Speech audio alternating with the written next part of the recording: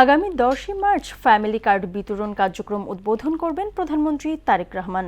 সচিবালয়ে প্রধানমন্ত্রীর সভাপতিত্বে ফ্যামিলি কার্ড সংক্রান্ত আন্তঃমন্ত্রণালয় সভা শেষে একথা জানান সমাজ কল্যাণ মন্ত্রী ডক্টর AZM জাহিদ হোসেন। তিনি বলেন, পাইলট প্রকল্পের আওতায় প্রথম ধাপে 14 উপজেলায় এই কার্ড দেওয়া হবে। মফিউর রহমানের রিপোর্ট। কয়েকদিনের ধারাবাহিকতায় মঙ্গলবারও সচিবালয়ে প্রধানমন্ত্রী তারেক রহমানের ছিল ব্যস্ত সূচি। চট্টগ্রাম বন্দরের নিউমোরিং টার্মিনাল নিয়ে গুরুত্বপূর্ণ বৈঠকে অংশ নেন তিনি। বৈঠক শেষে বাংলাদেশ বিনিয়োগ উন্নয়ন কর্তৃপক্ষ বিডার চেয়ারম্যান বলেন, জাতীয় স্বার্থ রক্ষা করেই নিউমোরিং টার্মিনালের চুক্তি হবে, তবে কোন প্রতিষ্ঠানের সঙ্গে চুক্তি হবে এখনও চূড়ান্ত নয়।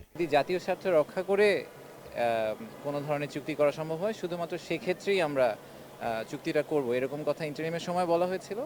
আমার মনে হয় যে কারেন্ট গভর্নমেন্টও সিমিলার একটা পজিশন হয়তো নিবে। পরে ফ্যামিলি কার্ড সংক্রান্ত আন্তঃমন্ত্রণালয় বৈঠকে বসেন প্রধানমন্ত্রী তারেক রহমান।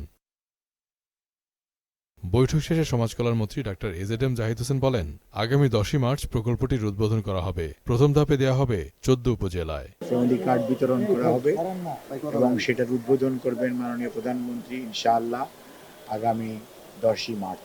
একযুগে ওই দিন 14টি উপজেলার এটি কার্যক্রমটার সূচনা করা হবে এবং এটা কন্টিনিউয়াসলি চলবে এবং এই কার্যক্রম গ্রেজুয়ালি আপনার সারা বাংলাদেশে ছড়িয়ে দেওয়া হবে। কার্ডধারী পরিবার প্রতি মাসে 2500 টাকা করে পাবেন বলেও জানান মন্ত্রী। যারা হতদরিদ্র বলি আমরা, অথবা দরিদ্র এবং নিম্নবিত্ত, এই 3 শ্রেণীর সুবিধাভোগী আমাদের যে মারা আছেন, একটা পরিবারের যে মা প্রধান, উনি এটার সুবিধা পাবেন সেই পরিবার। মফিউর রহমান, মোহনা সংবাদ, ঢাকা।